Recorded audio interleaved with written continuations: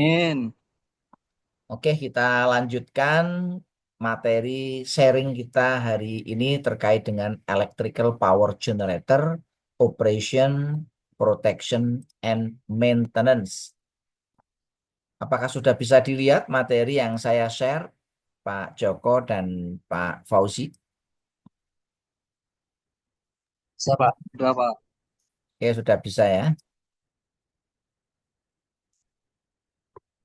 Oke, kita lanjutkan sharing materi kita terkait dengan electrical power generation, operation, protection, and maintenance. Masih bersama dengan saya ya di sesi siang hari. Tadi sudah kita bahas berbagai macam pembangkit tenaga listrik, mulai dari yang renewable maupun non-renewable, baik yang menggunakan turbin, menggunakan mesin diesel, ataupun tanpa turbin seperti PLTS, Pak ya. Jadi PLTS itu tanpa turbin. Nah, sekarang kita masuk pada pembahasan terkait dengan gas turbin. Nah, ini contoh spesifikasi gas turbin.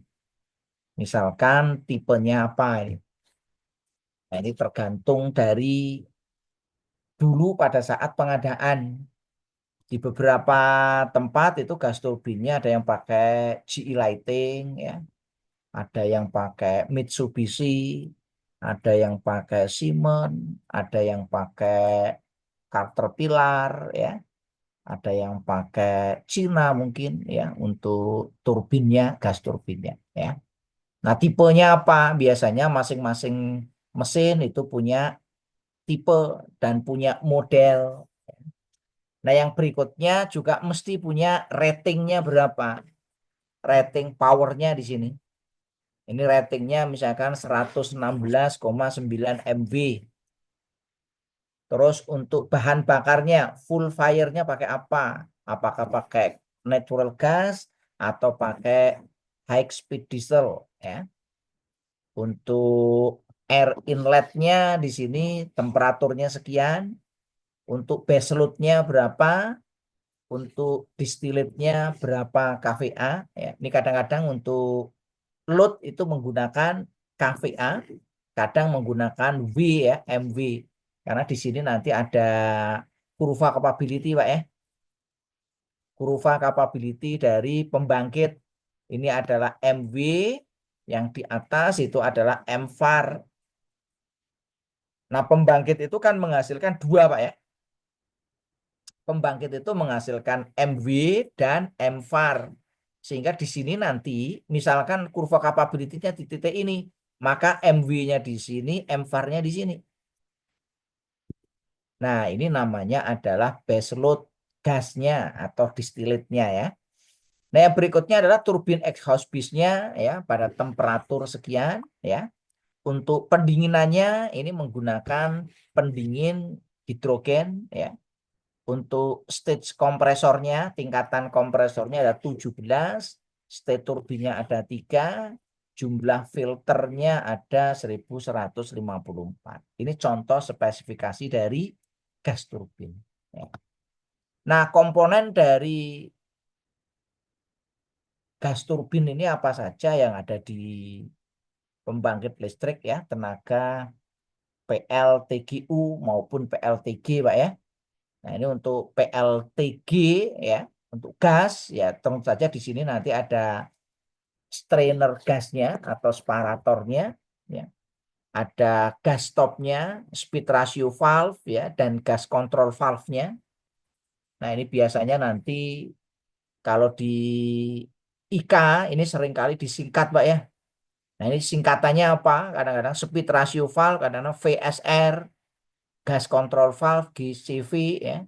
Ini yang nanti biasanya digunakan untuk indikator-indikator di control room, Pak ya.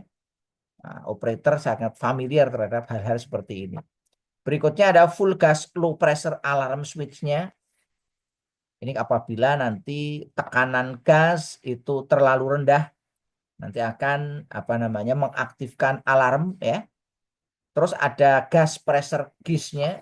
Ini untuk mengukur tekanan gasnya. Kalau ada full gas low pressure ya mesti ada sensornya, Pak ya. Ada instrumentasi.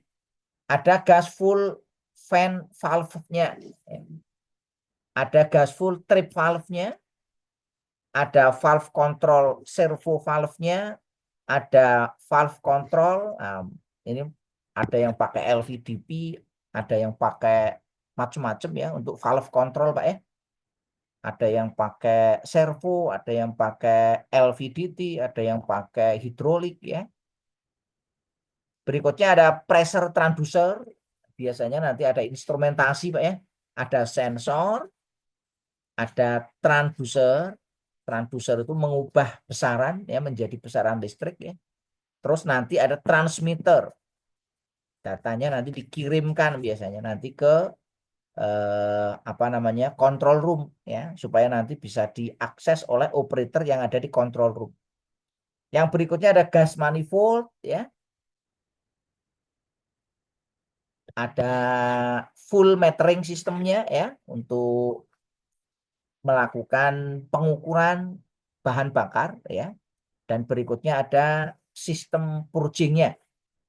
Nah, ini adalah bagian-bagian dari eh, gas steamnya, gas turbinnya, Pak ya. Nah, berikutnya ada steam power plant. Kalau tadi gas power plant ya. Nah, sekarang steam power plant. Kalau steam power plant ini nggak pakai gas, pakainya steam ya. Nah, steam itu dihasilkan oleh boiler di sini ya. Boiler itu dihasilkan dari air yang diambil dari air laut atau air sungai atau air danau yang nanti diproses melalui pemprosesan ya. Ada apa namanya? Desalination, ada klorinasi, ada nanti macam-macam proses, Pak ya.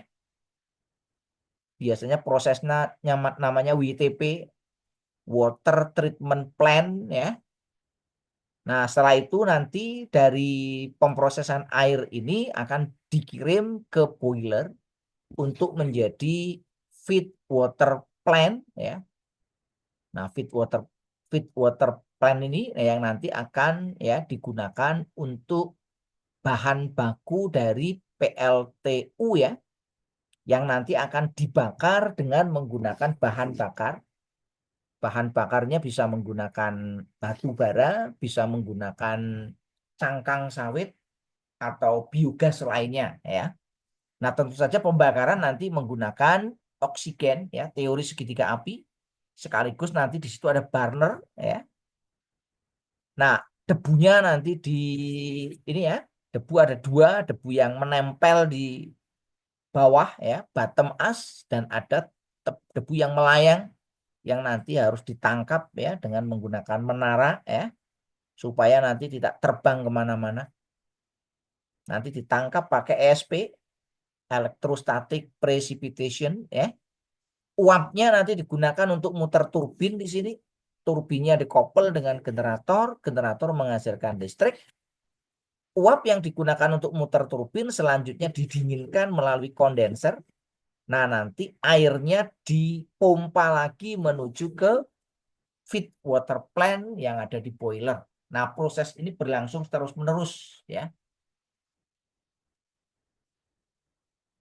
Sampai nanti pembangkit tenaga listrik itu harus dilakukan maintenance atau overhaul ya, baik itu ringan, menengah maupun berat ya.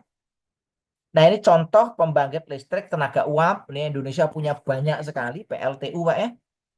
Mulai dari paling ujung barat, kalau di Jawa itu Suralaya, Banten. Di Jawa Tengah itu ada Tanjung Jati. Jawa Timur ada Paiton, ada Gresik. Terus ada juga di Pasuruan, ya Grati. Ada juga di Cirebon, ada di Cilacap, di Bali ada di Celukan, ya. Di Sumatera banyak sekali ya PLTU. Terus di Kalimantan juga lumayan ya. Nah, biasanya PLTU digunakan untuk baseload dengan tipikal dia itu adalah drop. Drop itu artinya kalau terjadi kenaikan beban, maka PLTU itu anteng, Pak ya. Dia tidak merespon perubahan beban. Tidak seperti ya pada PLTG di mana nanti dia selalu ngejar beban. Bebannya naik ya nanti PLTG ikut naik. Kalau PLTU cenderungannya konstan, mau bebannya naik turun ya PLTU itu konstan karena dia tipikalnya adalah drop. Nah, kenapa dia konstan? Ya karena memang karakteristik dari PLTU, Pak ya. PLTU tidak bisa ya mengubah air menjadi uap secara cepat. Ada prosesnya ya. Jadi baik menaikkan maupun menurunkan itu ada prosesnya. Nah, sekarang kalau kita lihat komponen utama dari PLTU, Pak ya. Nah, ini komponen utama dari PLTU ya hampir sama. Komponen utamanya ya. Yang pertama komponen utamanya ya generator itu sendiri, Pak ya. Ini generator, ini komponen utama yang nanti akan mengubah energi putaran menjadi energi listrik. Generator diputar oleh turbin, ya ini komponen utama. Nah, kalau PLTG itu turbinnya gas, PLTD tidak punya turbin tapi pakainya mesin diesel. Kalau PLTU turbinnya turbin uap, nih yang bedakan di situ. Nah, turbin nanti digerakkan oleh boiler melalui uap yang dihasilkan boiler, nanti boiler itu uapnya dikirimkan ke turbin ya. Nah, setelah nanti turbin itu digerakkan uap-uapnya nanti didinginkan menggunakan kondenser. Ini komponen utamanya. Nah, kalau kita lihat skema perubahan energinya ya. Pembangkit tenaga listrik itu terdiri dari beberapa proses konversi energi. Mulai dari perubahan energi kimia menjadi panas, yaitu proses pembakaran ya. Apa yang dibakar? Bahan bakar ditambah udara. Jadi kalau PLTG ya berarti ya gas campur udara. Kalau PLTD berarti ya solar campur udara. Kalau PLTU ya berarti batu bara campur udara. Nah, kalau PLTU prosesnya terjadi di boiler ya. Boiler nanti punya stack ya. Keluaran boiler itu dari kimia menjadi panas. Nah, dari panas ini nanti ya digunakan untuk menggerakkan turbin. Nah, sehingga di sini ada perubahan dari panas menjadi energi mekanik. Turbin dikoppel dengan generator sehingga nanti menghasilkan listrik sehingga di sini terjadi konversi energi dari mekanik menjadi energi listrik. Nah, ini prosesnya begini, Pak ya. Siklusnya seperti ini. Siklus energinya maupun siklus ininya ya. Nah, terkait dengan peralatan yang ada di pembangkit apa saja. Nah, peralatan pembangkit itu nanti ada peralatan mekanik, ada peralatan elektrik, dan ada peralatan instrumentasi ya Pak ya. Jadi nanti ada 3 peralatan Pak ya. Yang pertama peralatan apa? Mekanik Pak ya. Mekanik itu ya contohnya turbin itu mekanik ya. Boiler itu mekanik. Kalau PLTD ya mekaniknya ya mesin dieselnya itu mekanik Pak ya. Proses pembakaran yang terjadi di ruang bakar itu mekanik. Jadi kalau PLTD mekaniknya ya mesin diesel. Kalau PLTG mekaniknya ya turbin gas ya. Kalau PLTU mekaniknya ya turbin, boiler ya. Kalau untuk pendinginnya tadi kimia ya kan, mendinginkan nanti dari uap ya menjadi air lagi. Kalau PLTD pendinginannya kan pakai radiator Pak ya. Pakai radiator sama pakai fan ya, pakai fan ya untuk mendinginkan ya, pakai udara. Kalau PLTG pendinginannya ada yang pakai hidrogen Pak ya, ada yang pakai air ya. Ini yang untuk pendinginan ya, untuk mendinginkan mesin tadi ya. Nah, sekarang kalau kita lihat peralatan elektriknya apa? Peralatan elektriknya nanti di pembangkit ya. Yang pertama dan utama adalah generator, Pak ya. Generator fungsinya mengubah energi mekanik menjadi energi listrik ya. Yang kedua adalah trafo. Trafo daya ini mengubah tegangan keluaran generator menjadi tegangan distribusi atau transmisi. Nah, trafo ada dua, ada trafo untuk transmisi atau distribusi dan ada trafo yang digunakan untuk pemakaian sendiri atau trafo auxiliary. Sebenarnya nanti ada banyak ya trafonya ya. Nanti ada trafo instrumen, ada PT, ada CT, dan lain sebagainya ya. Nah, yang berikutnya ada sistem hubung rangkaian utama dan pemakaian sendiri. Ini panel-panelnya Pak ya. Relnya untuk menghubungkan ya. Ada sistem kontrolnya, ini instrumentasi. Sistem kontrol itu instrumentasi, ada sensor, ada transmitter, ada controller Pak ya.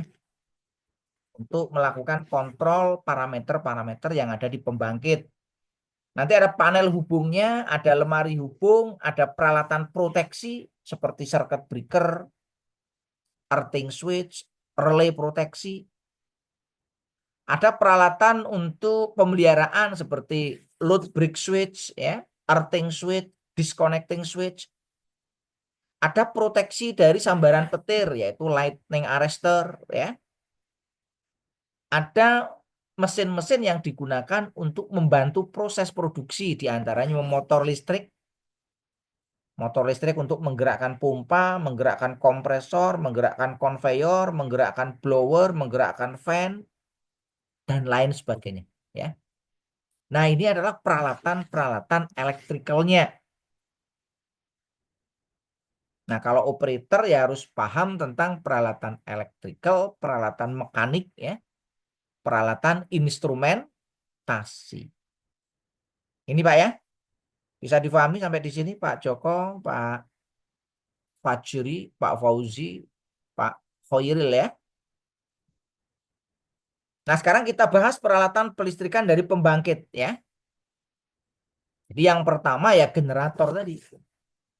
Generator merupakan komponen utama dari PLT. Mau PLTG, PLTU, PLTD, komponen utamanya adalah generator. Nah, generator itu merupakan mesin listrik. Fungsinya mengubah energi mekanik menjadi energi listrik. Nah, generator itu merupakan alat yang kritikal, Pak ya, alat yang vital. Kalau generatornya bermasalah, ya pembangkit akan shutdown, Pak ya.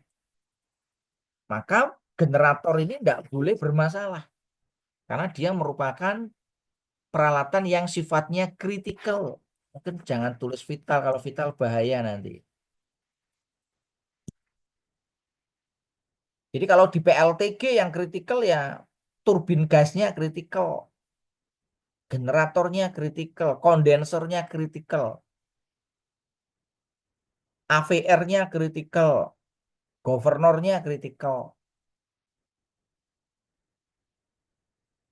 dan lain sebagainya. Mana-mana yang kritikal ya saya kira nanti sudah ditentukan ya, mana-mana peralatan yang kritikal artinya tidak boleh mengalami gangguan. Kalau terganggu ya nanti pembangkit shutdown.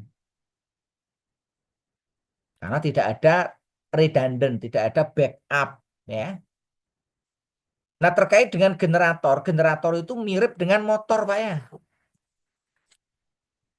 Motor bisa jadi generator, generator bisa jadi motor. Ini bisa tukeran peran, Pak ya. Apa bedanya motor dan generator? Motor itu fungsinya mengubah energi listrik menjadi energi mekanik. Sebaliknya, generator berfungsi mengubah energi mekanik jadi energi listrik. Keduanya sama-sama mesin listrik, bentuknya sama, komponennya sama, Pak ya. Yang namanya generator motor ya mesti terdiri dari rotor stator, Pak ya. Bisa difahami ya? Maka pembangkit itu bisa berubah jadi motor pada saat ada gangguan di prime mover, Pak ya. Jadi kalau ada gangguan prime mover, maka generator berubah jadi motor. Bahaya enggak kira-kira kalau generator berubah jadi motor, Pak?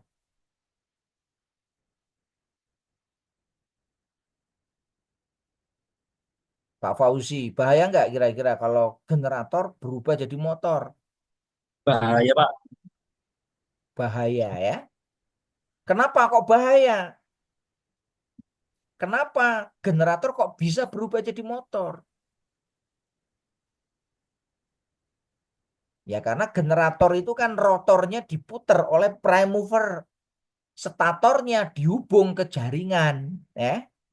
Apabila prime movernya mengalami masalah, sementara di sisi statornya masih terhubung jaringan, nah ini bahaya. Maka generator bisa berubah jadi motor. Maka bahayanya apa? Bahayanya nanti ya. Yang pertama bahayanya adalah kalau berubah jadi motor ya berarti bisa terjadi blackout. Harusnya generator pembangkit itu menghasilkan listrik malah minta listrik.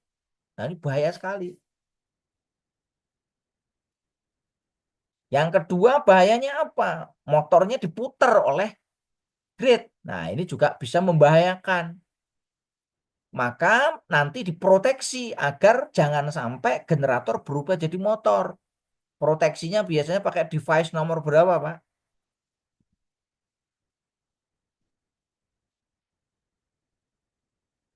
3, 2, Pak ya. Ini untuk memproteksi agar generator tidak berubah jadi motor. Namanya adalah reverse power ya. Reverse power relay ya. Ada Pak di sana pengamannya, Pak? Pak Joko ada, Pak, reverse Pak, power relay? ada, Pak, pasti, Pak. Nah, pasti ada. Kalau enggak bahaya ini. Apalagi PLTG bisa terjadi percikan api dan ledakan ya. Nah, ini tentang ini. Nah, terkait dengan mesin listrik itu ada 3. Jadi, pembangkit itu bisa menggunakan mesin listrik yang berbeda. Bisa pakai mesin AC, bisa pakai mesin DC, bisa juga pakai mesin universal. Nah, untuk pembangkit listrik yang besar seperti PLTD, PLTG, PLTU, PLT panas bumi, kebanyakan menggunakan mesin AC. Kalau pembangkit yang kecil, kebanyakan pakai mesin DC. Nah, mesin AC dibagi menjadi mesin sinkron dan mesin asinkron. Kebanyakan di generator PLTG, PLTU, PLTA, PLT panas bumi itu menggunakan mesin sinkron, yaitu jenis mesin, ada yang pakai mesin histirisis, ada yang pakai mesin permanen magnet, Pak ya, PMG, ada yang pakai mesin sinkron lilit.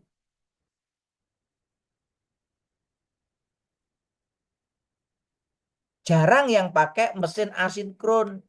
Mesin asinkron biasanya digunakan untuk motor listrik seperti motor pompa, motor kompresor itu pakainya mesin asinkron. Nah, generator juga bisa menggunakan mesin DC, contohnya dinamo sepeda. Itu pakainya mesin DC.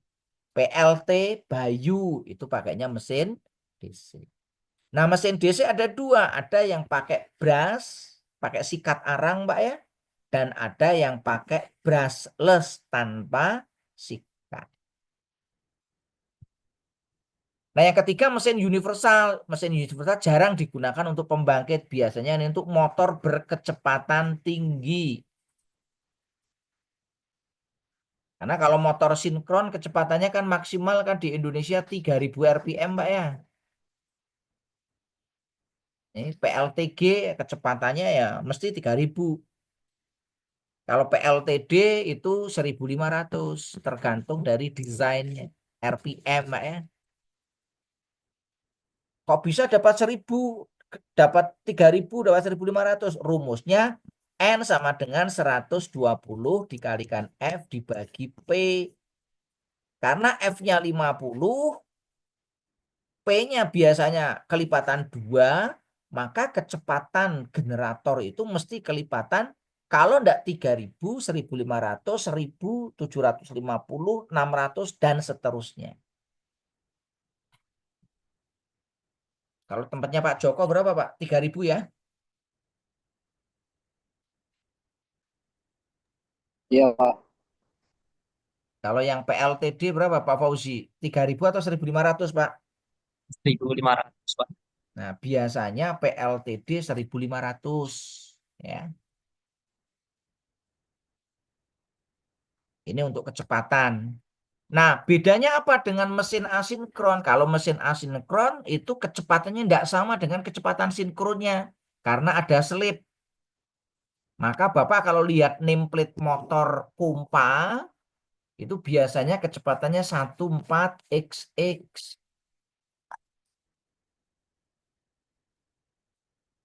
Bisa difahami ya, Pak ya? Ini kalau kita melihat kecepatan putar motor listrik, ya kan?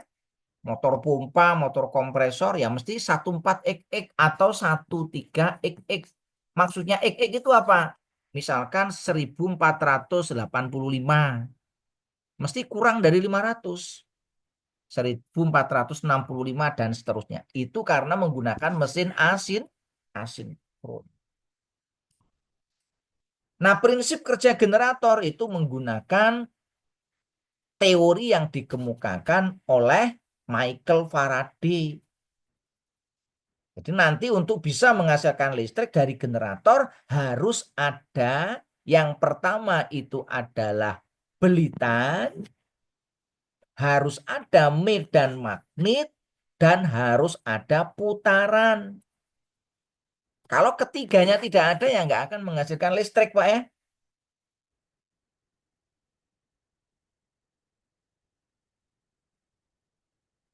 Bapak sudah rotornya udah diputer pakai prime mover, kok tidak menghasilkan listrik? Kemungkinan eksitasinya rusak. Maka ya nggak akan muncul tegangan listrik di ujung statornya. Ya. Nah, ini prinsip kerja dari mesin generator. Ya. Nah, kalau kita lihat ya, nah,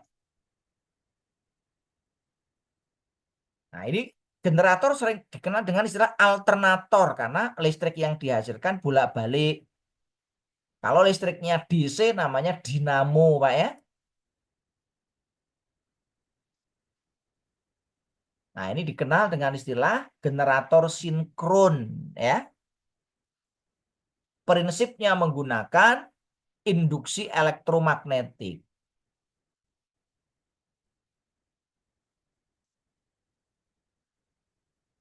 Nah, ini ada medan listrik yang nanti diputar di sini. Jadi ada medan listrik di situ, medan magnet ya, nanti diputar dia.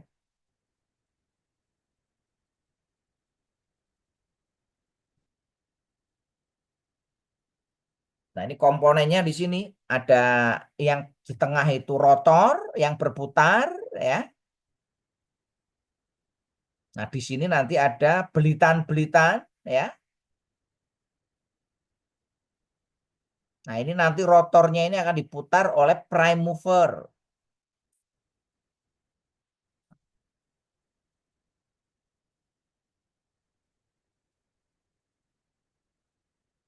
Nah, prime mover bisa berupa mesin diesel, bisa turbin gas, bisa turbin uap, dan lain sebagainya. Ini dalamannya dari rotor, Pak ya. Ini rotor, di dalamnya ada belitan-belitan, di mana dia punya medan magnet, Pak ya. Ada utara selatan.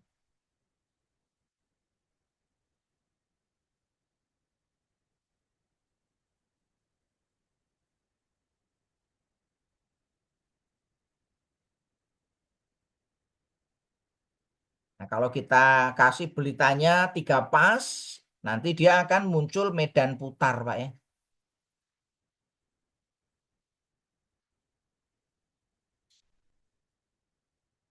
Nah, dia nanti akan menghasilkan listrik yang bolak-balik di situ.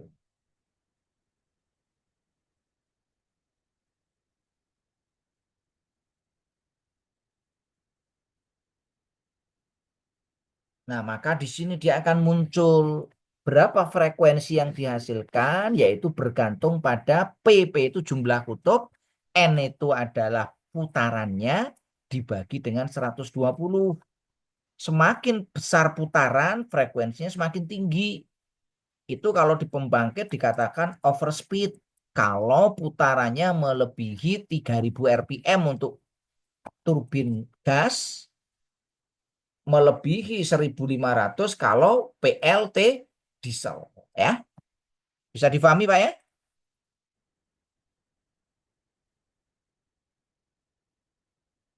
Nah, ini nanti frekuensi harus dijaga konstan.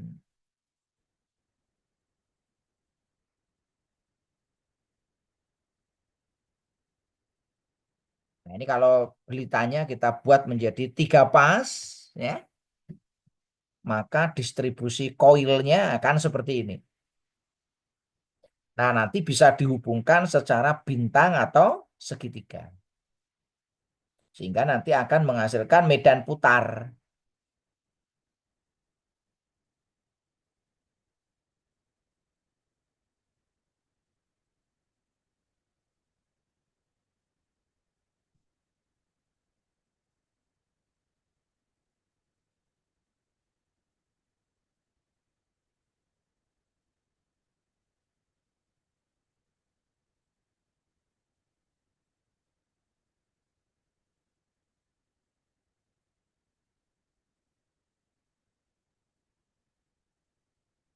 Ini nanti bergantung kecepatannya ya, mau berapa RPM.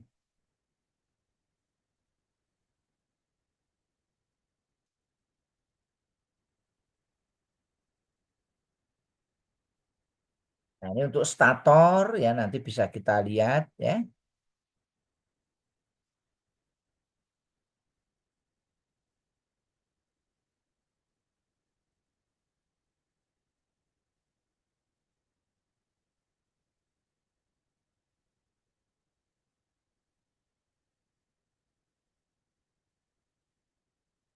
Nah, ini nanti untuk eksitasi Pak ya. Jadi nanti kita tambahkan untuk arus listrik ya.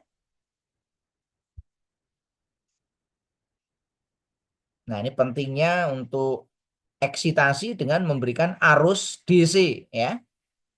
Nah, biasanya nanti kalau yang di model permanen magnet generator, di sini nanti ada 2 generator. Generator yang kecil untuk eksitasi dan generator yang besar itu generator utama.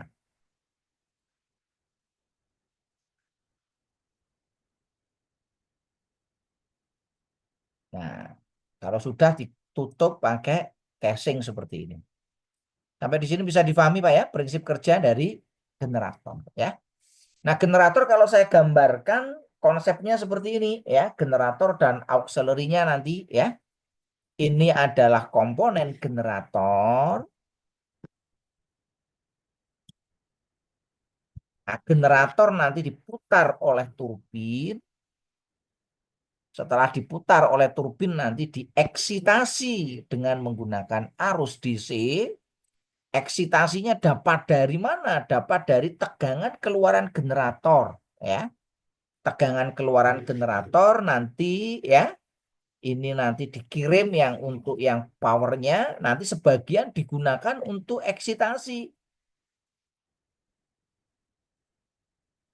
Yang ngontrol siapa? Control room di sini melalui Distributed Control System DCS. Nah, nanti kecepatan putar turbin diatur oleh governor. Nah, ini governor itu yang akan mengatur kecepatan turbin agar kecepatan turbin itu sama dengan kecepatan generator. Tergantung kopelnya langsung atau lewat reducer, Pak ya. Beberapa pembangkit itu lewat reducer. Beberapa pembangkit langsung ya. Bisa difahami, Pak?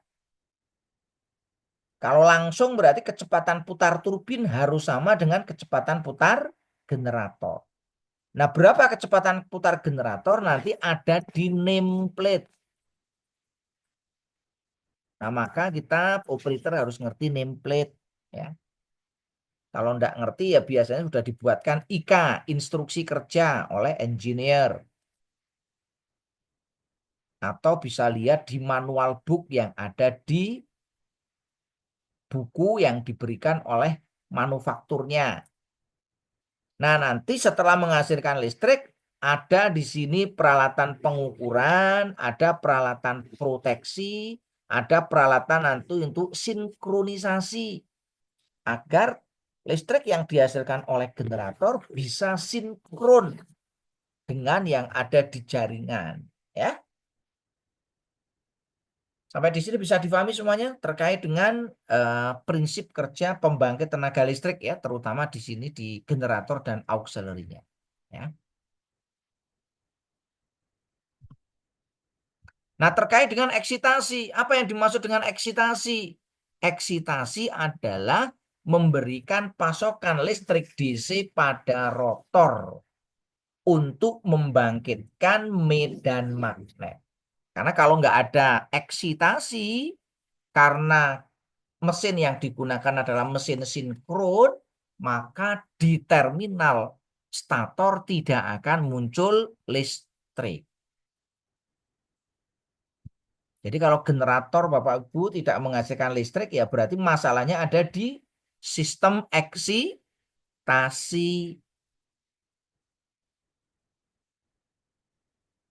Nah, eksitasi dipengaruhi oleh nilai tegangan keluaran dan daya reaktif. Nanti Bapak-bapak kalau mau melakukan apa namanya penyetingan tegangan keluaran dan daya aktif ya yang disetting itu adalah arus eksitasi. Ngaturnya secara otomatis. Siapa yang mengatur? Yang mengatur AVR. Nah, AVR itu ngatur tegangan sekaligus ngatur daya reaktif atau MVAR, Pak ya. Nah, MVAR tergantung dari permintaan P2B. Kalau pas P2B memerintahkan kita untuk memproduksi MVAR yang besar, ya kita ikuti.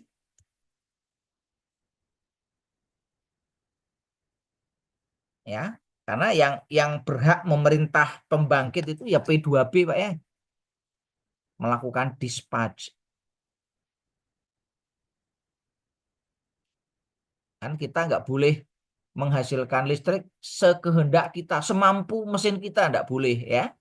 Maka kita harus ikut ya. Nah, ini AVR-nya Pak ya, nanti kita jelaskan AVR itu seperti apa.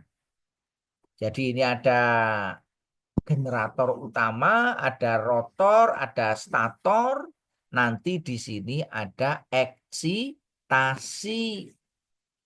Sistem eksitasi nanti bisa pakai slip ring ya, bisa pakai rotating diode. Cuma kalau pakai brush ya, itu nanti bisa muncul percikan api. Nah, ini kalau daerah zona yang berbahaya, ini nggak boleh, Pak ya. Maka biasanya menggunakan model apa? Permanen magnet generator. Nah, fungsi eksitasi apa? Yang pertama, melakukan pengendalian tegangan keluaran generator. Jadi nanti tegangan generator itu yang ngatur si eksitasi. Kalau eksitasinya kurang, generatornya nanti tegangannya turun. Demikian juga sebaliknya ya. Yang kedua, menjaga agar generator bisa sinkron dengan jaringan. Kayak karena namanya tegangan keluar generator kan berubah-ubah, Pak ya. Nah, kok berubah-ubah? Ya mengikuti beban. Maka generator itu nanti akan mengatur melalui sistem eksitasi. Siapa yang ngatur? AVR. Nah, fungsi tambahannya adalah untuk field flashing dan field discharge. Yang berikutnya untuk kontrol, power factor, dan part. Yang ketiga ini juga nanti akan berpengaruh terhadap apa? Sinkronisasi ke grid. Ya. Nah, ini yang terkait dengan untuk sistem eksitasi. Nah, untuk eksitasi ada banyak cara ya. Ada yang menggunakan rotating atau menggunakan PMG, permanent magnet generator. Ada yang menggunakan eksitasinya dari luar, externally supplied. Ada yang menggunakan sun supply, yaitu berasal dari tegangan keluaran generator. Baik nanti menggunakan brush atau menggunakan statik.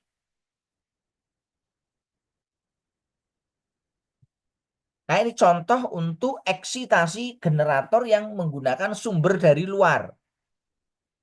Maka di sini nanti ambil sumber dari luar, masukkan ke generator. Berapa tegangan, berapa arus, nanti sesuai dengan nameplate. Kalau tegangannya terlalu besar ya rusak nanti rotornya ya. Kalau tegangannya terlalu kecil ya nanti tegangannya nanti akan turun ya. Nah, eksitasi juga bisa kita mengambil dari dalam internal ya. Jadi di sini generator kan menghasilkan listrik, Pak ya. Nah, eksitasi nanti menggunakan sumber listrik keluaran generator. Karena tegangannya tidak sama, maka di sini butuh trafo penurun tegangan. Nah, karena tegangan keluaran generator itu masih AC, maka di sini perlu disearahkan, diubah menjadi listrik DC, baru nanti masuk ke slip ring kalau itu pakai slip ring atau pakai brush.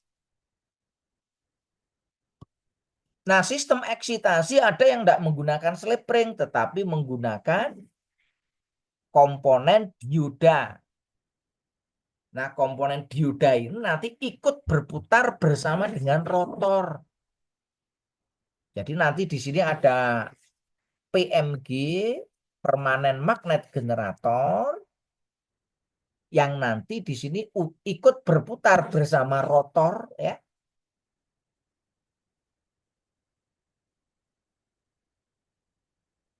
Ini bagian stator yang diam ya. Nah, ini terkait nanti dengan apa namanya? Sistem eksitasi. Nah, pengendalian arus eksitasi yang melakukan pengendalian adalah komponen yang namanya AVR. Jadi AVR nanti menerima tegangan keluaran dari generator, nanti diturunkan melalui trafo. Dari trafo nanti disearahkan dengan menggunakan rangkaian rectifier, nanti diatur berapa tegangannya sehingga arus eksitasinya itu nanti bisa kita kontrol. Setelah itu arus yang sudah sesuai dengan spesifikasi dari generator dan tegangannya nanti disuplaikan ke rotating rectifier. Sehingga nanti rectifier ikut berputar bersama dengan rotor. Nah, inilah yang dinamakan eksitasi. Sampai di sini bisa difahami semuanya, Bapak-Bapak sekalian? Jadi banyak cara melakukan apa? Eksitasi. Jadi eksitasi nanti untuk menghasilkan medan magnet. Kalau tidak dieksitasi ya generator nggak akan muncul tegangan listrik. Sampai di sini bisa dipahami semuanya, Bapak-Bapak sekalian? Nah, kalau saya gambarkan ya secara 3 dimensi, maka di sini kita bisa lihat ini yang namanya generator utama, generator 2 itu generator utamanya, Pak ya. Nah, nanti di bagian rotornya dia diputar dengan rotating diode ya. Nah, ini yang nanti berfungsi sebagai generator exciter. Jadi generator 1 itu adalah generator exciter yang nanti dia akan berputar bersama dengan poros sehingga nanti dia bisa menghasilkan listrik DC sekaligus nanti untuk pengaturan tegangan dan empat. Sampai di sini bisa dipahami semuanya? Pak Joko, Pak Khairil, dan Pak Fauzi?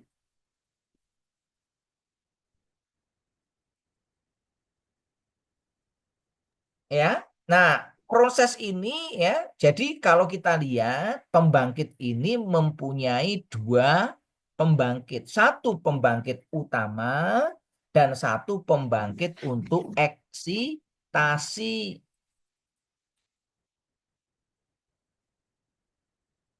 Nah, kalau eksitasinya nanti menggunakan permanen magnet, maka dikenal dengan istilah PMG, permanen magnet generator.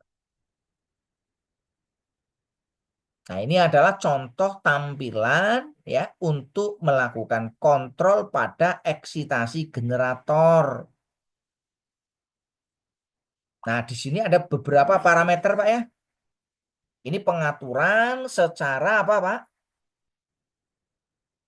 Di control room. Nah, biasanya nanti generator punya kurva capability seperti ini, tergantung softwarenya apa, pakai apa ya.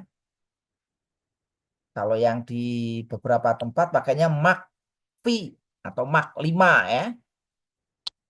Atau pakai apa ya aplikasinya. Kalau ini pakai Rayfax. Maka di sini bisa kita lihat, ini adalah kurva capability, maka kita mengoperasikan generator nggak boleh menabrak kurva, Pak ya. Kalau menabrak kurva nanti akan terjadi hunting. Kalau terjadi hunting ya nanti mesti alarm bunyi. Mesin-mesin sudah getar ya. Sudah panas, getar, sehingga membahayakan. Kalau kita mengoperasikan generator di luar kurva capability. Nah, di sini semua ada ya keterangan-keterangannya. Yang pertama aktif powernya, daya aktif atau MW-nya berapa. Yang berikutnya adalah reactive power, MVAR-nya. Yang berikutnya ada terminal voltage-nya. Yang berikutnya ada apa nih? Lower ini ya. Ini semuanya ada. Termasuk nanti ya data-data yang ada di situ. Nah, di sini satuannya pakai PU. PU itu satuannya adalah per unit. Nah, biasanya kalau di aplikasi itu lebih senang menggunakan satuan PU. Ini kan daya aktif kok satuannya PU. Kenapa nggak pakai MW? Nah, biasanya kalau kalau di lapangan, kenapa menggunakan PU? Untuk memudahkan pembacaan. Misalkan kapasitasnya 135. Nah, kita misalkan nuliskan di sini 0,8 PU. Oh ya, berarti 0,8 kali 135. Oh, generator dibebani 80%. Ya.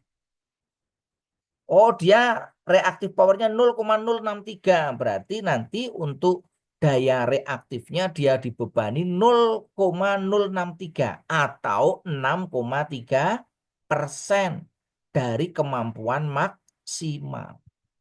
Ya lebih enak Pak ya pakai PU ya. Kenapa enggak pakai persen Pak? Ya ini memang pertimbangannya beda ya.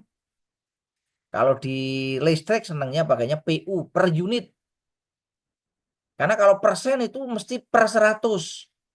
Tapi kalau per unit itu bebas. Referensinya mau berapa saja. Paham nih Pak? Contohnya gaji karyawan itu ini yang mau jadikan referensi siapa? Kalau yang jadi referensi Pak Joko ya berarti semua dibagi dengan gajinya Pak Joko. Gajinya Pak Khairil berapa PU kalau referensinya gajinya Pak Joko 0, berapa gitu ya. Gajinya Pak Fauzi berapa? Berapa PU dari gajinya Pak Joko. Paham nih Pak? Nah, kadang-kadang di lapangan ada yang menggunakan istilah PU, ada yang menggunakan data real. Realnya berapa toh? Ini masalah manajemen saja, ya. Bisa dipahami, Pak ya? Nah, terkait dengan eksitasi, ada beberapa jenis eksitasi. Yang pertama, rotating exciter. Jadi sistem eksitasi yang berputar. Ada exciter utama atau main exciter dan ada exciter pilot. Exciter utama memasok exciter pilot dan exciter pilot pada gilirannya nanti langsung memasok mesin sinkron. Jadi ini kayak calo Pak ya. Mau beli tiket tidak langsung ke ininya Pak ya lewat apa? Agen.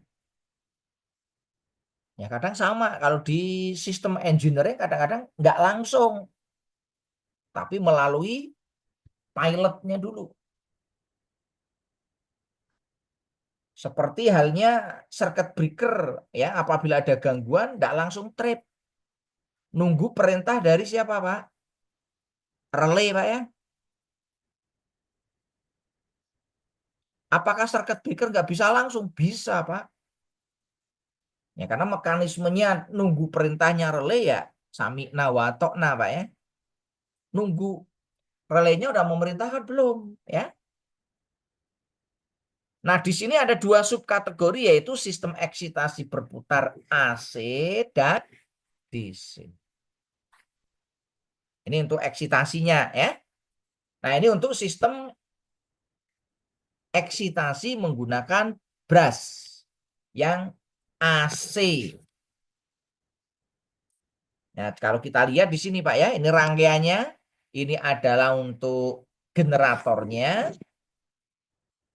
Ini mesin sinkronnya. Nah, di sini ada eksitasi AC-nya. Dari AC nanti disearahkan dengan menggunakan dioda sehingga menjadi listrik DC. Listrik DC-nya nanti digunakan untuk eksitasi rotor.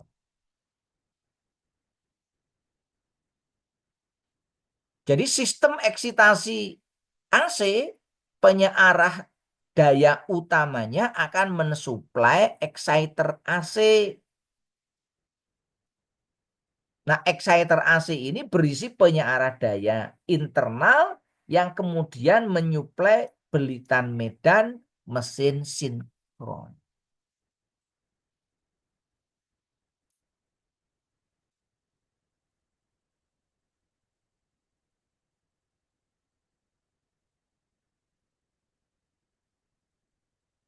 Ini untuk sistem eksitasi menggunakan brushless tanpa sikat ya. Kalau istilahnya less berarti tanpa. Kalau tanpa ya berarti ini menggunakan dioda atau rectifier.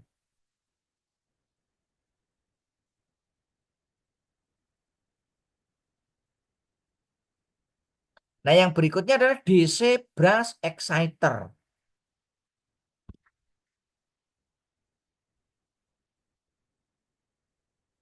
Berbeda dengan AC brush exciter, sistem eksitasi DC, penyearah daya DC, penyearah daya mempunyai exciter DC sebagai perantara yang nanti akan menyuplai belitan medan mesin yang ada di mesin sinkron.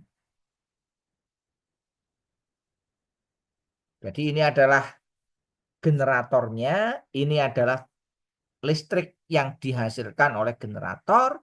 Selanjutnya nanti di sini ada exciter transformer. Nanti dari exciter transformer nanti ada AC kontaktor. Dari AC kontaktor ini nanti digunakan untuk mensuplai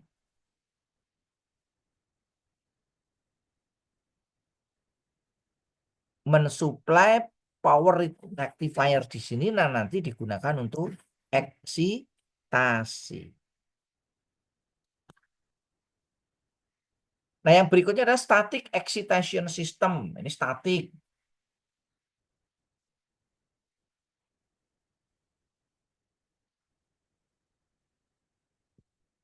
Nah, ini tegangan keluaran generator nanti diturunkan tegangannya sesuai kebutuhan. Nanti di sini masuk ke power rectifier. Nah, nanti ini digunakan untuk melakukan eksitasi. Jadi nanti penyearah daya akan langsung mensuplai beban belitan medan mesin sinkron, ya, tidak melalui pilot excitation. Beda dengan yang tadi. Kalau yang tadi pakai pilot, Pak, ya.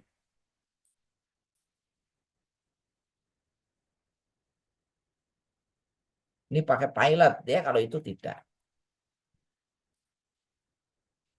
Nah, panel eksitasi seperti apa? Ya, panel eksitasi seperti panel-panel biasa, ya. Ada yang kecil, ada yang besar, ya, tergantung dari ukuran pembangkit. Karena eksitasi itu sebenarnya untuk menghasilkan medan magnet. Nah, siapa yang melakukan pengaturan? Namanya AVR atau Automatic Voltage Regulator. Nah, AVR bekerja untuk mengatur arus eksitasi pada exciter. Bila tegangan output generator di bawah tegangan nominal, maka AVR akan memperbesar arus eksitasi. Sebaliknya, kalau tegangan keluaran melebihi tegangan nominal, maka AVR akan mengurangi arus eksitasi pada exciter. Sehingga AVR itu akan menyetabilkan tegangan keluaran generator secara otomatis. Sampai di sini bisa difahami, Bapak Ibu sekalian? Nah, bagaimana komponen AVR? AVR itu komponen elektronika, ya, Pak, ya. Ini komponen elektronika terdiri dari apa di sini? Ada trafo di sini. Nanti ada sensing circuit, ada comparative amplifier, ada minimum eksitasi limiter, ada auto manual mixer, ada auto feed follower, ada T-restore untuk melakukan pengaturan, dan lain sebagainya. Nah, ini adalah blok diagram dari sistem AVR. Nah, berapa tegangan dan arus eksitasi? Ya, kita lihat dari nameplate generator. Misalkan di sini generator produknya siapa, Pak?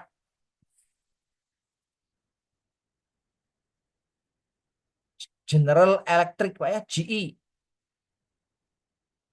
Yang kedua buatan Siemens. Nah, di sini ada nilai-nilai yang harus dipahami, ya. Yang pertama terkait dengan alat ini adalah generator. THDF-nya 115/67, listriknya yang dihasilkan 3 fase, hubungannya adalah bintang-bintang, tegangannya 21.000 volt plus minus 5%, dayanya 798.000 kVA, eksitasinya menggunakan eksternal, kelas isolasinya menggunakan F, tekanan untuk pendinginan gas H2 sebesar 4,5 bar.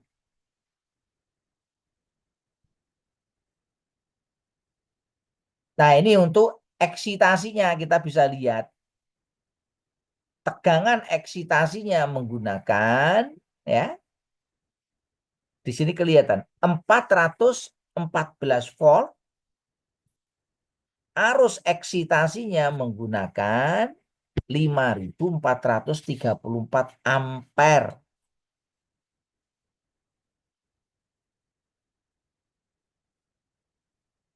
IP-nya pakai 54. Ya, IP itu mencegah masuknya benda asing, padat dan cair. Nah, ini produknya GE. Ini template-nya nanti dibaca sendiri, Pak, ya.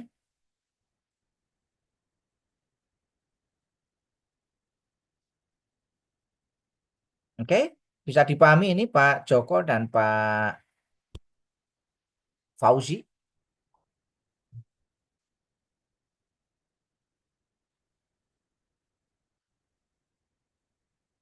terkait dengan eksitasi, Pak, ya.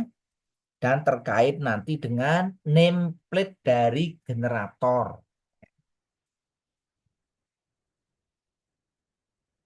Karena sebagai operator ya harus ngerti tentang spesifikasi dari mesin, ya. Spesifikasi mesinnya ya salah satunya nanti ada di nameplate, ya. Nah, dari nameplate ini nanti dibuat, ya, instruksi kerja. Apa yang harus dikerjakan oleh operator, apa yang harus dikerjakan oleh teknisi, ya, itu nanti sudah ditentukan. Nah, sekarang pengoperasian pembangkit tenaga listrik, ya. Pembangkit harus dioperasikan oleh operator atau tim yang bertanggung jawab untuk mengoperasikan, memantau, dan memelihara pembangkit listrik untuk memutar turbin dan menghasilkan listrik. Jadi tugas operator, ya, mengoperasikan itu mulai dari persiapan sampai beroperasi, kan. Setelah beroperasi, operator bertugas untuk memantau parameter-parameter yang ada di pembangkit dan juga melakukan maintenance. Maintenance-nya berupa FLM, Pak, ya. Yaitu first line maintenance. Maintenance yang bisa dilakukan oleh operator. Apa Pak Joko kalau di sana FLM-nya, Pak, yang dilakukan, Pak? Banyak, Pak. Seperti cleaning, misalkan top up, oli, Mm-mm. kayak gitu-gitu, Pak. Iya, biasanya memang ya itu tadi, Pak, ya. Yang Oke. pertama cleaning, ya, membersihkan. Membersihkan bagian-bagian yang bisa dibersihkan. Kalau nggak bisa ya ngundang teknisi, Pak, ya. Pokoknya jadi operator tuh enak, ya. Kalau nggak bisa undang siapa? Ahlinya ahli, teknisi. Betul, Pak. Manggil Kalau supervisor, Pak. kalau bisa dilakukan sendiri lakukan. Itu namanya FLM. First line maintenance. Biasanya ya cleaning, ya. Terus yang kedua oiling, yang ketiga greasing, ya. Yang keempat mungkin apa? Tightening, ya, mengencangkan, ya. Yang kelima, mengatasi kebocoran ringan, Pak ya. Kalau ada bocor-bocor ringan, operator bisa ya atasi, Pak ya. Nggak usah manggil teknisi. Tapi kalau bocornya berat, ya panggil teknisi, Pak. Kalau Bapak melakukan malah salah, Pak ya. Betul Pak, kena sasaran nanti Pak malah Pak. Nah, itu kena sasaran, enggak boleh. Pokoknya yang ringan-ringan aja. Operator kerjanya ringan-ringan aja. Untuk maintenance, Pak ya. Tapi ya operator itu kan harus ngerti semua prosesnya ya, Pak ya. Jadi operator tuh yang paling ngerti proses dari A sampai Z itu operator kan. Karena tiap hari berhubungan dengan mesin, Pak ya. Mulai dari persiapan ya. Kalau PLTD itu kan, kalau yang hanya untuk ini kan ya mulai persiapan sampai nanti dia running, Pak ya. Kalau PLTG yang continuous ya sama ya. Mulai dari persiapan sampai dia running, memonitor ya parameter-parameter apa saja ya. Nah, di sini operator harus mampu memastikan pembangkit listrik beroperasi dengan apa, Pak? Efisien. Kalau enggak efisien nanti ya perusahaannya rugi, Pak ya. Yang kedua aman, Pak ya. Jangan sampai nanti muncul kecelakaan kerja. Jangan sampai nanti muncul ya kerusakan fatal karena bisa viral, Pak ya. PLN Mahakam ya kan. Nah, ini viral, Pak, nanti. Manajernya nanti marah-marah nih, Pak ya.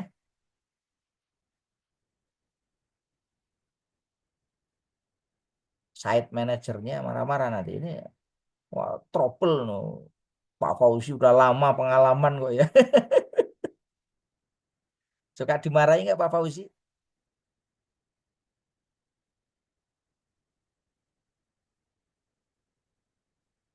Aman ya Pak ya di sana ya.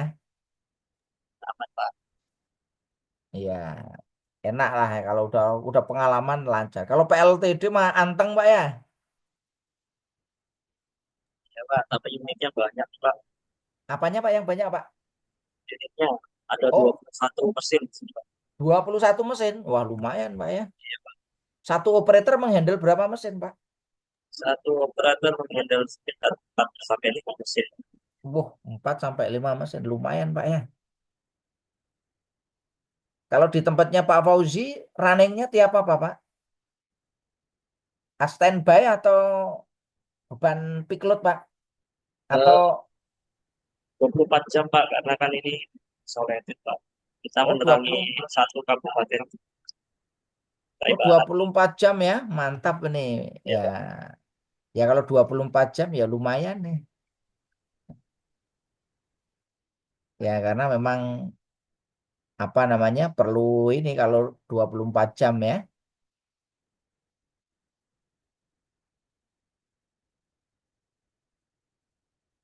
Apalagi menangani banyak ini ya, banyak apa namanya?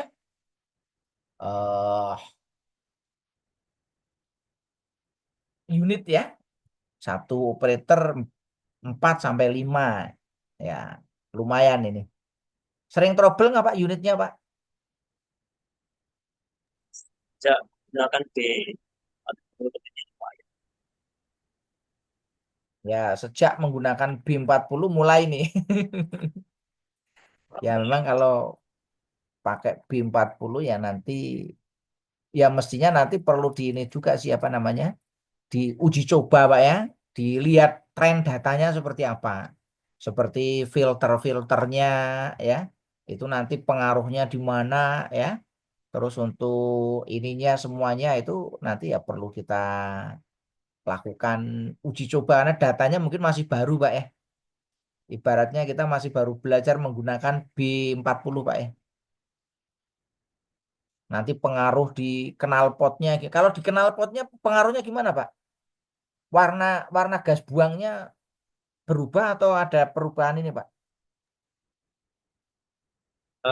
masih relatif aman sih Pak. bebannya relatif aman ya. Nggak pas terlalu beban, hitam ya. iya, cuma bebannya yang nggak sama sekali. Bebannya yang rating ya, turun ya, harus turun ya. Iya, Pak. Tadi 10% tadi. Ya ini ya memang harus harus dikomunikasikan dengan P2B-nya terus ini. Itu semua ini ada yang lain, Pak, untuk apa namanya? Untuk pembangkitnya di sana yang isolated tadi. Apa hanya mengandalkan PLTD atau ada pembangkit lain, Pak? Untuk Kabupaten Bar itu cuma di sini Pak, cuma PLT di Sentawar. Ya, ya itu memang ya harus selalu komunikasi. Jadi nanti kalau nggak kuat, biar PLTB-nya yang menyesuaikan pemadaman, Pak. Ya, solusinya memang kalau nggak kuat ya ada. Iya betul. Ya karena kalau dipaksakan pembangkitnya yang kasihan, Pak. Nah kalau kitanya, wes pokoknya anteng-anteng aja kasihan nanti kan unitnya kan. Hunting, Pak ya. Nah di sini tentu saja parameter-parameter itu harus sesuai dengan standar kerja dengan memantau parameter operasional dari pembangkit seperti temperatur, tekanan, flow, level, bahan bakar, ya, putaran turbin, dan lain sebagainya untuk memastikan kinerja dari pembangkit ini optimal. Nah, di sini operator pembangkit itu perlu mengendalikan berbagai sistem dan peralatan yang ada di pembangkit ya. Tapi kalau di PLTD udah ada satu unit, Pak ya. Ini kalau di beberapa pembangkit ya itu nanti ada turbin, ada generator, kondenser, kalau PLTU ada boiler, dan sistem-sistem lainnya. Nah, di sini yang namanya operator tadi butuh kompetensi, pengetahuannya, keterampilannya, komunikasi, ya, dan kesadaran keselamatan. Jadi jangan sampai nanti ya menimbulkan kecelakaan kerja. Nah, oleh karena itu nanti juga operator harus mampu beradaptasi nih dengan perubahan kondisi dan situasi yang terjadi di pembangkit. Nah, seperti tadi nih, bahan bakarnya berubah, ya ini harus adaptasi, Pak. Dianalisis nanti, Pak. Oh, kalau bahan solarnya pakai B40, ini pengaruhnya gimana? Ya tadi ya, pengaruh-pengaruhnya itu ya kalau bisa dianalisis ya, sehingga nanti bisa dicari ya solusi yang terbaik. Nah, bagaimana mengoperasikan pembangkit ya? Ini tergantung dari jenis pembangkitnya, Pak ya, karena pembangkit tadi ada banyak. Ini saya ambil contoh untuk pembangkit gas turbin, Pak ya. Maka untuk mengoperasikan, ya maka tahap awal ya kita harus pastikan nih seluruh parameter ya, temperatur indikator, pressure indikator, voltmeter, ampere meter, dan lain-lain berfungsi dengan baik dan seluruh peralatan yang akan dioperasikan dalam kondisi baik. Nah, ini penting, Pak ya. Ini misalkan kalau nanti pakainya Mach 4 ya, ini DCS Pak ya, Mach itu ya.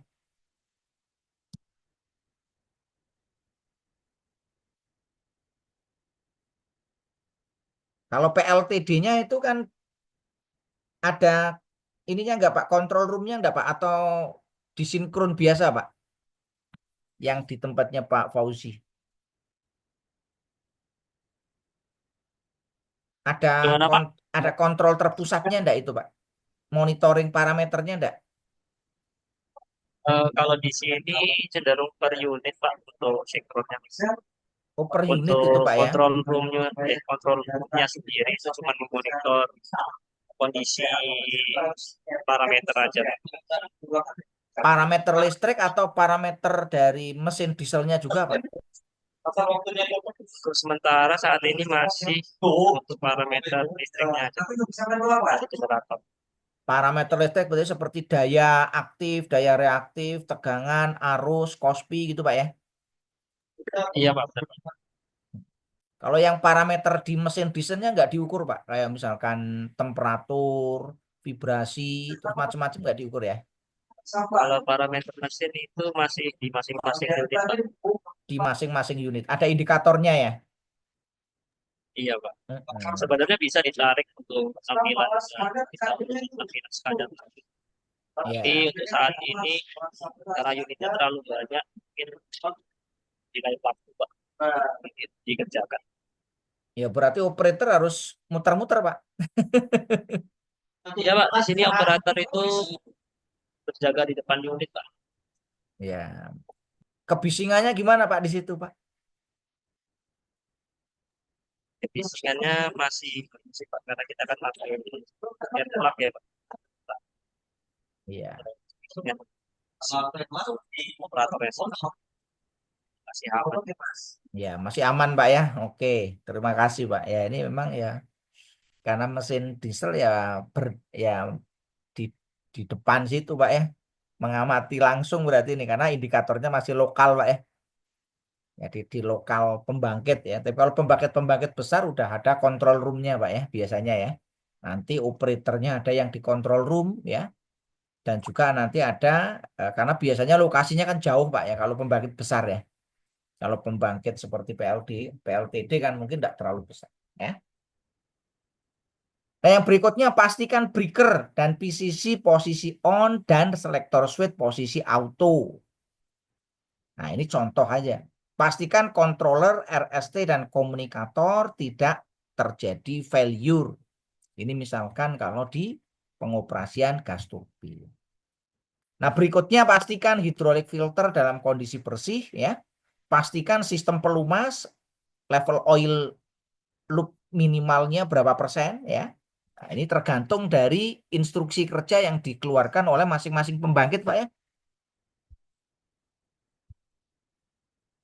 Pastikan sistem pelumas ya ini ya, katup drain harus posisi manual, katup mist eliminator posisi terbuka sekian persen ya. Pastikan tekanan seal oilnya seperti ini. Pastikan sistem air pendingin. Ini contoh saja. Kalau di PLTD ya biasanya kalau mau running yang dicek kan ini Pak ya. Oli, bahan bakar, terus apa lagi Pak? Oli, bahan bakar, aki Pak ya. Pak, lagi air. Terus lingkungan, air ya, air radiatornya Pak ya. Pendinginnya pakai apa Pak? Radiator pakai apa Pak? Untuk pendingin pakai kipas Pak, pakai fan. Pakai fan. Ada Pendingin aja. cooler, apa? Coolernya nggak Pak? Ya, dalam radiator airnya sendiri dipakai cooler. Ya, itu kalau PLTD lebih sederhana Pak ya untuk persiapannya ya. Jadi kalau Seperti mesin mobil ya, mesinnya. seperti genset biasa Pak ya. Iya, Ya, seperti genset biasa lah saya kira itu ya. Seperti mesin mobil lah ya. Pengecekannya ya standar itu ya. Nah, semakin besar pembangkitnya ya, ini nanti eh, pengoperasiannya semakin rumit Pak ya. Karena nanti ada banyak persiapan yang harus dilakukan ya. Ini kalau Pak Joko mungkin lebih kompleks Pak ya.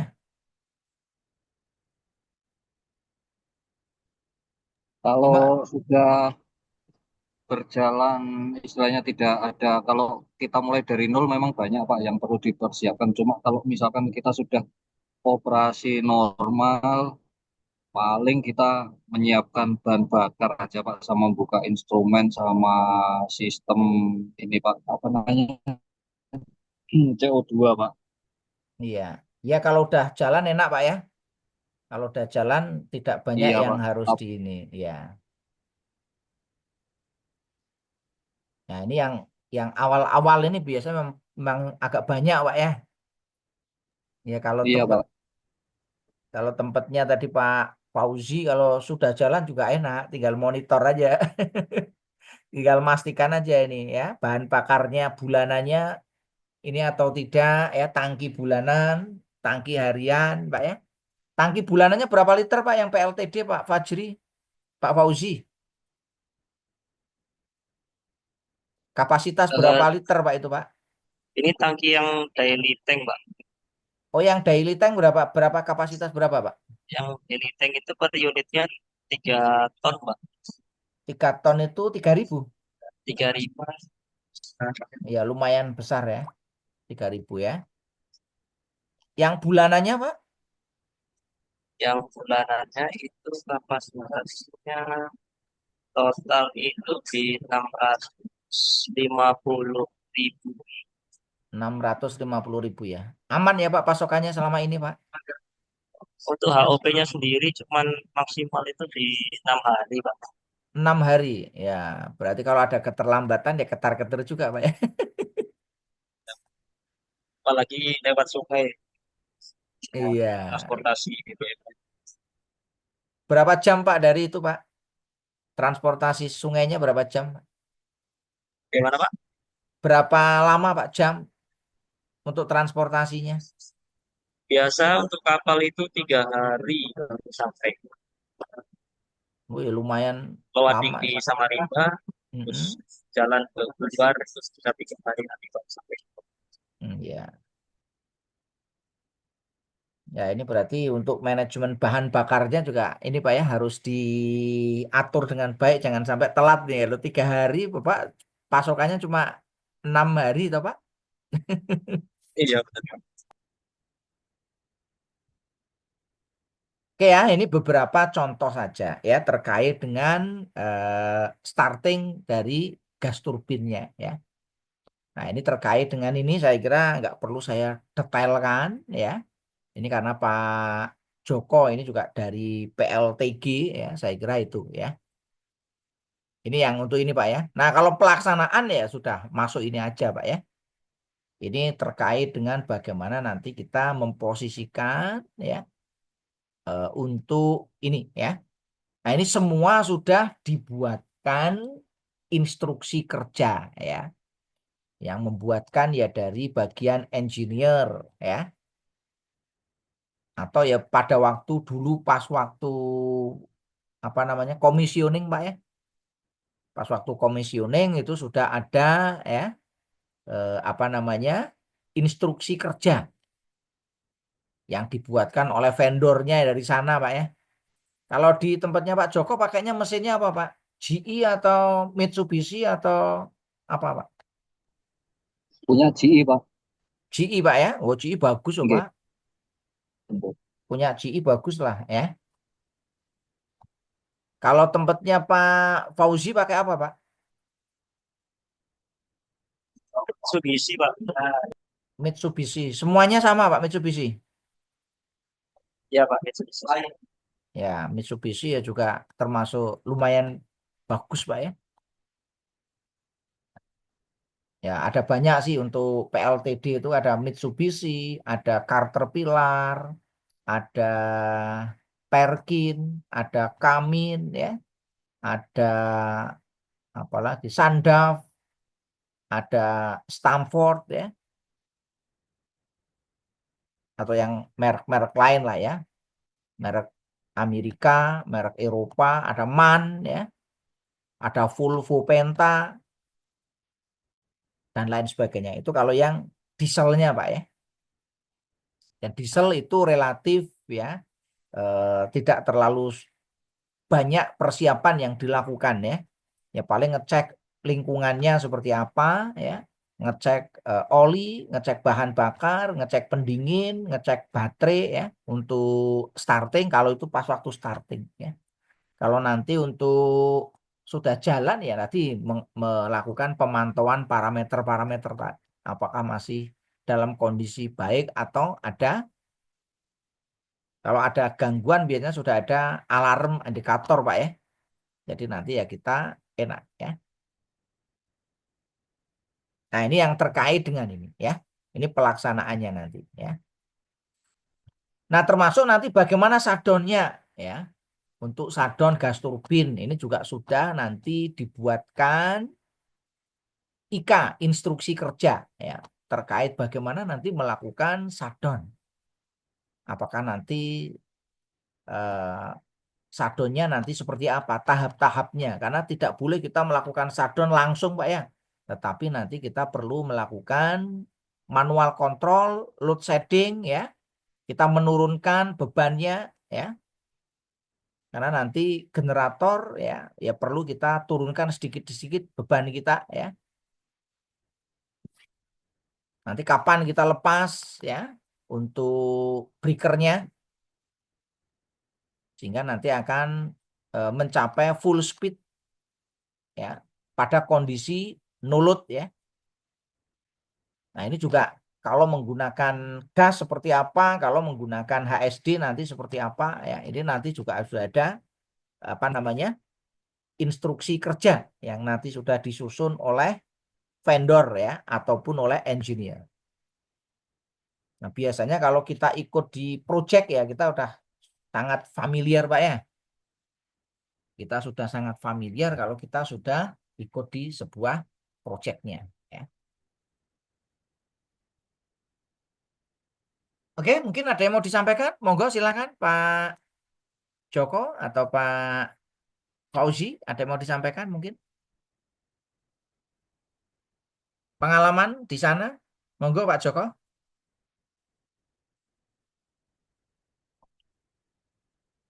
Kira-kira yang paling berkesan di sana gimana Pak? Saya boleh izin bertanya, Pak. Ya, monggo Bapak silakan. Eh, Tadi di awal membahas soal THI ya, Pak, harmonic disruption. Nah, Apa Pak? di TH pembangkit listrik itu pengaruhnya di bagian apa ya, Pak? Ya, harmonisa, Pak, harmonisa. harmonisa ya. Jadi Untuk di pembangkit. harmonisa ya. Ya, lanjut, silakan, Pak. Oke, terima kasih Bapak ya. Jadi harmonisa itu ada dua Pak ya. Harmonisa arus sama harmonisa tegangan ya. Nah, sebenarnya harmonisa itu apa ya kan? Harmonisa itu ya seperti kalau saya gambaran sederhananya adalah noise Pak ya. Kenapa muncul harmonisa? Karena ya kita menggunakan beban-beban listrik non-linier. Apa itu lagi beban listrik non-linier? Ya, beban listrik non-linier itu artinya adalah beban listrik yang melakukan perubahan-perubahan bentuk gelombang dari listrik AC. Ya, contohnya apa beban non-linier itu? Ya, ini kalau di pembangkit kan banyak alat-alat yang menggunakan variable speed drive, Pak ya. Variable speed drive ya biasanya untuk kontrol motor pompa ya, motor kompresor, motor blower, motor fan itu pakai VSD ya kan. Nah, VSD itu prinsipnya menggunakan ya mengubah dari listrik AC menjadi DC nanti dirubah lagi menjadi listrik AC ya. Paham ini Pak ya? Nah, pengaruhnya apa terhadap pembangkit ya? Harmonisa itu kalau di listrik mirip seperti kolesterol, Pak. Ya, mirip seperti kolesterol. Nah, maksudnya kolesterol seperti apa? Ya, kalau harmonisa arus itu kalau diukur pakai alat ukur biasa nggak kelihatan, Pak. Jadi kalau kita ngukurnya pakai ampere meter, harmonisa arus nggak kelihatan. Kalau harmonisa tegangan diukur pakai voltmeter nggak tegangan, nggak kelihatan, Pak. Nah, efeknya gimana? Sebenarnya di situ ada arus, sebenarnya di situ ada tegangan, Pak. Seumpama kita bayangkan begini ya. Kabel KHA-nya misalkan 100 ampere dialiri arus listrik 70 ampere. Panas nggak harusnya, Pak Joko? Kemampuannya 100 ampere dialiri 70 ampere. Harusnya panas nggak itu? Masih aman, Pak, masih di bawah KHA. Masih aman ya. Nah, masalahnya kalau THI-nya 25%, panas nggak kabel itu? Berarti kabel itu sebenarnya dialiri arus listrik 70 plus 25%, Pak. Sehingga mendekati dari KHA-nya tadi. Bahkan ada yang sampai melebihi. Kenapa? Karena nggak, kalau didetek pakai ampere meter, loh ini masih aman, Pak. Tapi kenapa kabel saya panas? Nah, kalau di motor kadang seperti itu. Ini bebannya itu masih di bawah daripada kapasitas motor.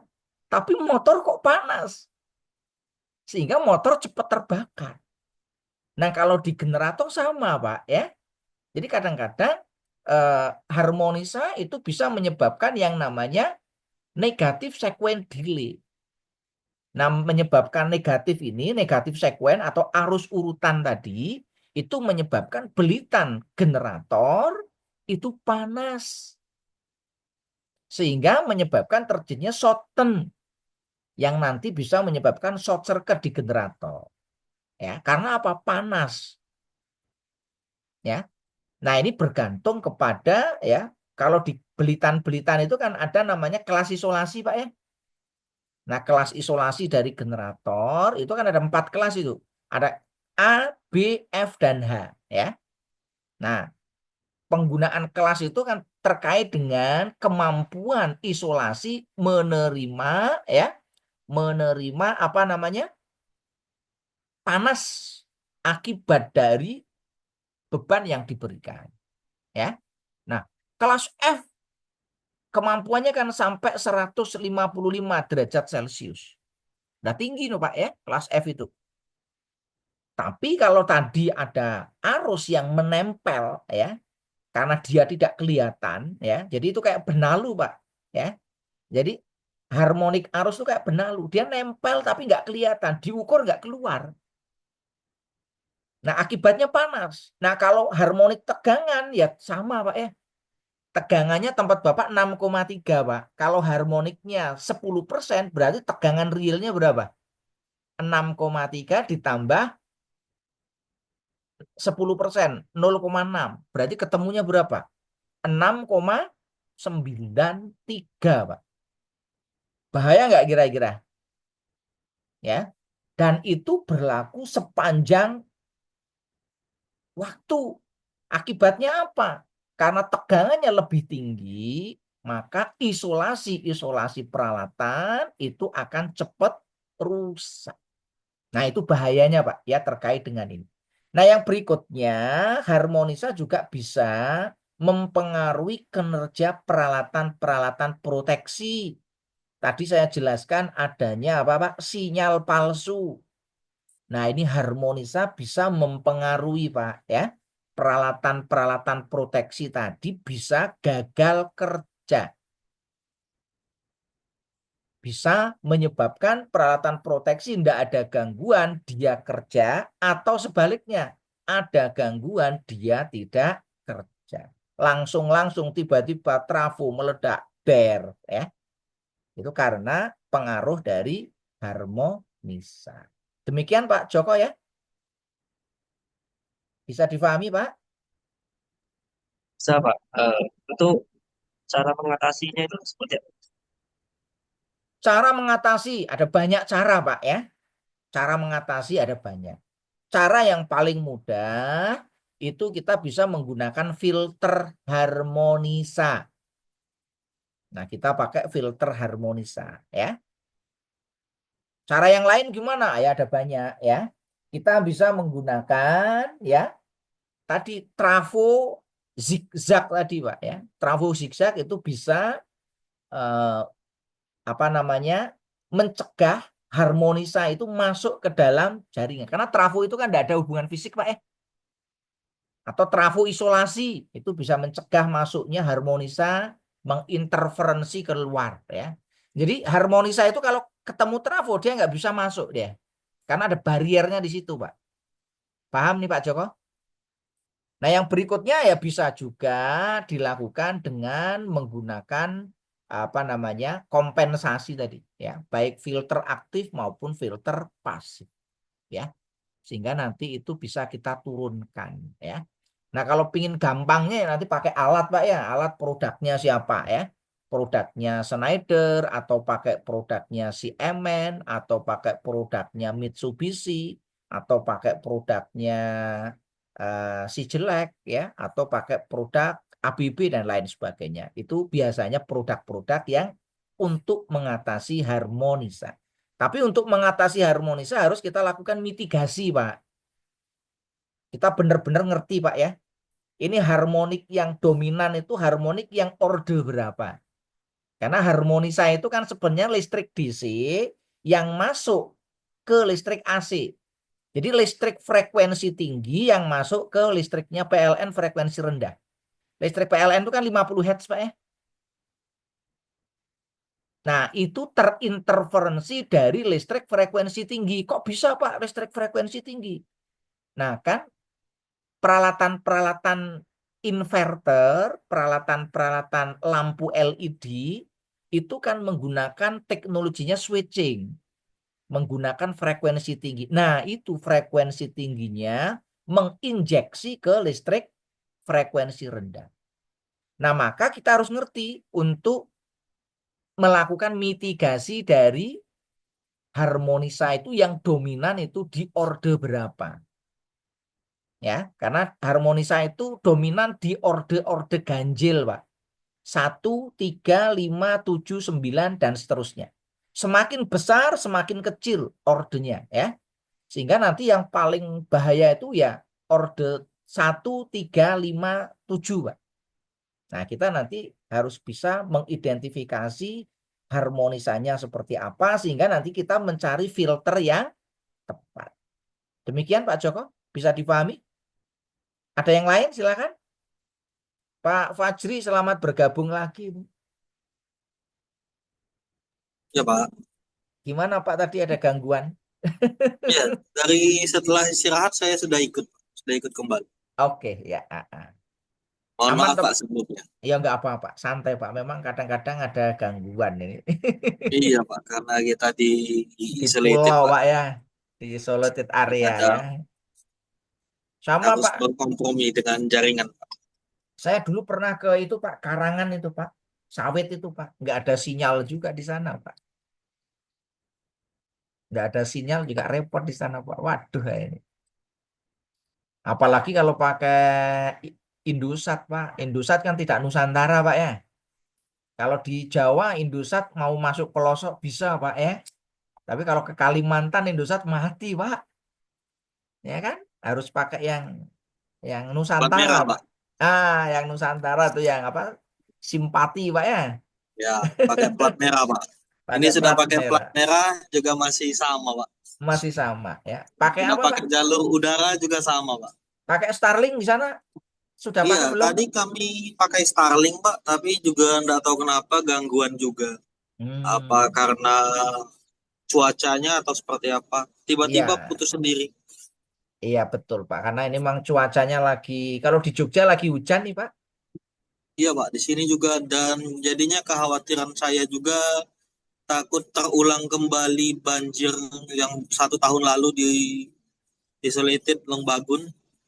Ya ya, Jadi oke. monitor terus hujan ini Pak. Jadi Ya, kayak pawang sudah kita.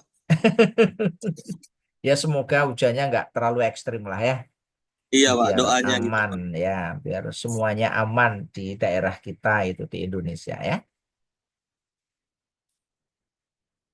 Monggo Pak Khoiril mau cerita pengalaman di sana Pak Khoiril, apa ini Pak? Ya, pengalamannya mesin standby ini ya harus selalu ready lah, Pak. Dalam keadaan libur atau tidak, ya harus selalu ready di Samarinda lah, gitu, Pak. Ya, Operator juga, di lain sisi juga orangnya dibilang kurang, juga kurang, Pak. Jadi kita kalau tiba-tiba diminta operasi ya manggil-manggil dulu, Pak, operator yang lagi libur atau lagi masuk shift sore atau shift malam. Ya selalu ready ready lah Pak, selalu standby karena ya. permintaan P2P itu kadang-kadang mengejutkan gitu Pak. Posisi lagi santai-santai tiba-tiba minta dioperasikan. Iya, ya memang P2B tugasnya begitu Pak. Kalau P2B kok aneh Pak ya, nggak pernah tidur Pak ya. Malam-malam jadi kayak siaga loh Pak. Kadang-kadang kan operator di lapangan tidur tuh P2B-nya malah yang bangunin Pak ya. Ini Ya, cerita-cerita teman-teman itu kan kalau kalau tidur enak Pak operator Pak, nanti dibangunin sama siapa? P2B. Ya, memang kalau standby ya harus siap Pak ya. Ini harus jadi siap operator panggilan nih Pak ya. Tapi kalau untuk shiftnya masih normal Pak ya. Normal Pak, shiftnya si pagi, sore, Mm-mm. dan malam Pak. Malam ya. Kalau dalam posisi standby kayak gini apa Pak yang dilakukan Pak? Cleaning, apa oiling, apa-apa? Ini apa Pak yang dilakukan Pak di sana Pak? Iya Pak, untuk pemeliharaan masih tetap dilaksanakan Pak. Kemudian warming up, Warming up Pak. ya.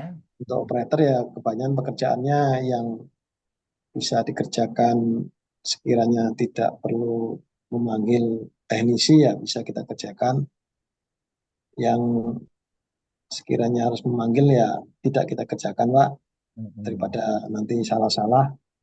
Tapi yang paling banyak sering yang pekerjaan yang mudah adalah cleaning Pak. Cleaning Pak Cleaning, ya. menambah oli, menambah Mm-mm. air, gitu, Pak. Kalau tightening, mengencangkan, yang kendor-kendor, Kalau yang kendor-kendor lebih kita arahkan ke mekanik saja teknisi, Pak. oh ke Ya, mekanik ya. Kalau ada yang bocor-bocor, mekanik ya. kalau bocor-bocor ringan ya masih bisa kita kerjakan Pak. Kalau memang agak kesulitan perlu material dan peralatan ya kita arahkan ke tim pemeliharaan saja Pak. Ya, oke. Ya, ini memang ya yang operator itu pemeliharaannya yang sederhana, Pak ya. Istilahnya kan FLM, First Line Maintenance ya. Betul Pak. Ya, jangan melakukan pekerjaan yang bukan tupoksinya ya. Ya. Kalau memang sudah tidak bisa diatasi ya bikin work order aja Pak ya. Ada tugasnya masing-masing ya. Nah, ini. Kalau yang sering trouble apa Pak di sana Pak LTD Pak? Kalau di tempatnya Pak Khairil apa ini? Yang sering muncul masalahnya Pak? Ya, karena mesin kita kebanyakan standby ya Pak. Yang Hmm. paling sering itu biasanya tegangan eksitasi nggak muncul. Kalau sudah tegangan eksitasi nggak muncul, otomatis tegangan generator juga nggak muncul. Baik Ya, itu 6,3 maupun 20 kP. Kemudian CB generator uh, kadang susah masuk Pak saat sinkron. Itu yang paling sering Pak. paling sering ya. Kalau nggak mau lepas pernah nggak Pak? Nggak mau lepas, pernah Pak. Cuma kita langsung lepas manual ke GH Pak. Langsung lepas manual, nggak apa-apa, nggak Lepas muncul manual di percikan GH. api. Ah, kan tertutup ya Pak, tertutup dengan kubikel ya Pak, ada pintu Hmm, kubikel ya Pak. ada pintu Jadi kubikel itu, jadi masih aman Pak. Ya kalau masih memang aman kita ya. kalau seandainya kita takut ya kita pakai stick 20 kp itu Pak untuk nonjol tombolnya. Ya, oke. Berarti pernah kejadian ya, nggak mau lepas ya. Nah kejadian Pak. Nah, ini Ya karena kalau kemungkinan di apa ya Pak, short di 110 volt DC-nya ada masalah Pak, ya, kapasiti nah ini kan sirkuit motor. bahaya kalau nggak mau lepas kan dia nanti kalau masih terhubung, padahal turbinnya udah lepas ya, mesin dieselnya lepas nanti malah bisa jadi motor Pak ya. Ya istilahnya nggak ada proteksi jadinya Pak. Nah ya, CP nggak nggak ada, lepas kalau ada gangguan kan gitu ya Pak. betul ya. Oke ya, kita sampai jam berapa nih Mbak Dewi? Sampai jam berapa ini di sini udah jam mendekati jam 3 nih. Kan biasa waktu 3 WIB pas begitu Pak. Oke ya. Mungkin bisa ngobrol-ngobrol terlebih dahulu sebentar Oke gitu. ya. Nah, Oke, kita baik. nunggu sebentar Pak ini karena udah mau selesai nih. Tinggal berapa menit lagi. Jam berapa? Oh 5 menit lagi. Nah, yang berikutnya Pak Fajri nih. Kalau di sana yang sering trouble apanya nih Pak? Yang sering masalah itu di apa ya? Dari saya itu kebanyakan mesin hunting, Pak. Itu karena bahan bakar. Karena kan kita running continue terus, Pak. Mm-mm, Jadi memang mm-mm, ada satu waktu yang kualitas bahan bakarnya agak kurang. Jadi mm-mm. menyebabkan rakornya itu lebih sering buntu duluan sebelum jadwal pengganti. Ya, Solusinya ya. ya karena kita punya 2 filter, kiri dan Mm-mm. kanan gitu Pak. Ya, Kita turunkan dulu beban, terus kita ganti satu-satu. ya. Begitu sih. Itu yang paling Oke. sering sih Pak. Selanjutnya dari sisi alternator, karena ke alternator kan ada karbon brusnya gitu Pak.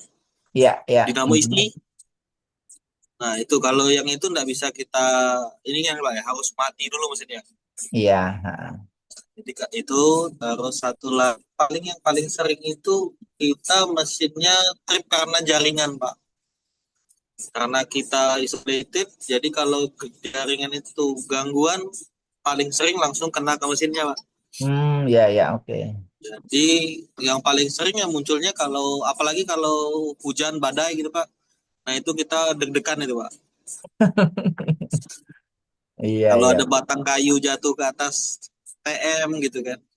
Betul. Itu mesin bisa ngaum atau malah bisa jadi kadang tuh juga lolos proteksi gitu kan karena dia nggak nyentuh ground jadi hanya arusnya aja yang naik jadi Iya, iya, betul. sekuat-kuatan mesin aja gitu Pak.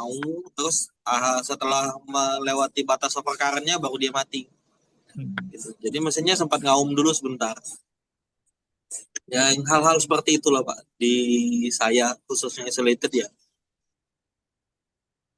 Ya, Dan terima yang paling kasih. ditakutkan banjir kemarin itu Pak. Itu yang paling ditakutkan karena Itu musuh banjir dari sampai berapa meter, Pak? Banjirnya, Pak? sampai di atas atap bangunan terakhir Pak. Jadi Waduh. semua mesin sampai ke knalpotnya tenggelam. Akhirnya kan kita harus bawa balik kandang dulu semua mesinnya. Kita tukar semua. Itu berarti Itu yang blackout-nya paling berapa lama itu, Pak? kemarin kita alhamdulillah ada support dari Mahakam. Jadi kita tukar guling Pak, mesinnya kita tukar. Tapi kalau mau lakukan perbaikan mungkin bisa lama Pak ya. Iya, betul. Kemarin hanya satu minggu sampai 2 minggu lah Pak. Sudah mulai berangsur baik. Karena kita langsung bawa mesin lain untuk membackup. Gitu. Dan ada bantuan juga dari Pemda. Ada mesinnya Pemda yang masih bisa kita gunakan. Itu sih kemarin Pak, alhamdulillah. Ya, oke ya, ini agak ini juga nih kalau banjirnya satu atap nih, Pak ya. Mau Iya, dinaikkan berapa meter tenggelam juga. iya begitu Pak.